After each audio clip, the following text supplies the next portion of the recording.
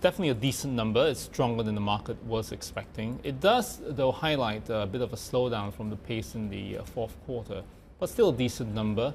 And the Fed's on course to hike further this year. But it doesn't move the needle for what's happening this week. But in terms of the timing, we're not expecting anything this week from the Fed meeting.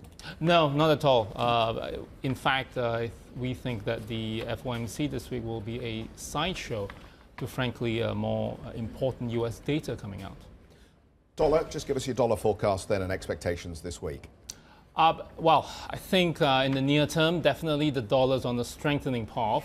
However, we are continuing to expect that the dollar will weaken further in the next few months into year end. So euro dollar, in our view, will be higher in 3 months, higher still year end, and even higher next year.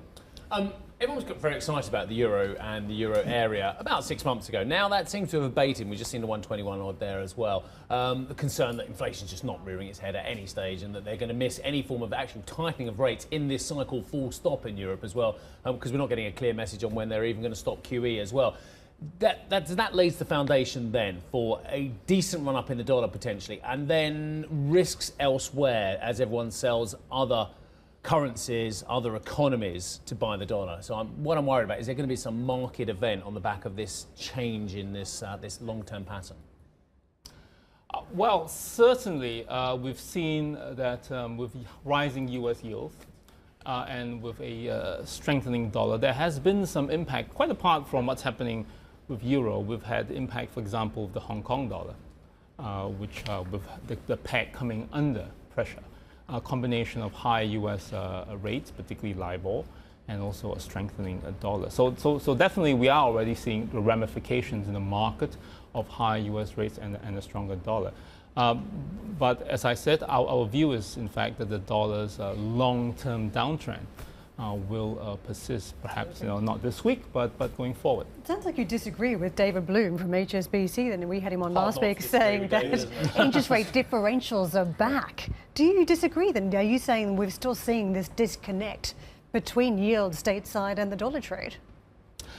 Yes, we are seeing this disconnect. I mean, frankly, if you look at rate differentials, we are in a situation where the difference between the 10-year German rate and the 10-year US rate is at almost a 30-year low.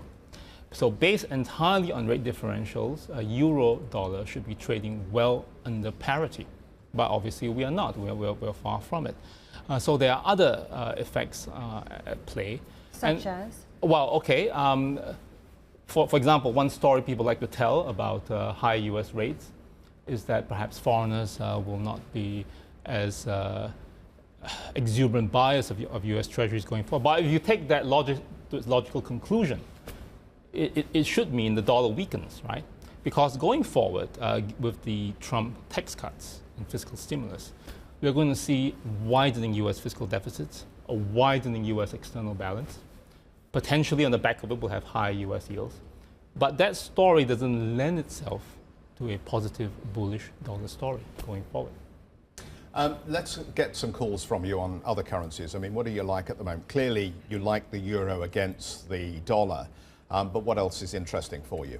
I think the Canadian dollar is interesting at current levels, 128, 129. I think dollar CAD could trade to 120 by year end. We are hearing positive news about NAFTA. It does appear that we are on track for NAFTA being renewed. Also, indeed, if the Fed continues to tighten from here, as we believe it will, also the Bank of Canada will also continue to tighten on the back of that, because Canadian economy is very tied to the US economy. And on top of all this, we have oil prices above $70 a barrel, which is very positive for the Canadian economy. So Canadian dollar, for sure, we like that quite a bit.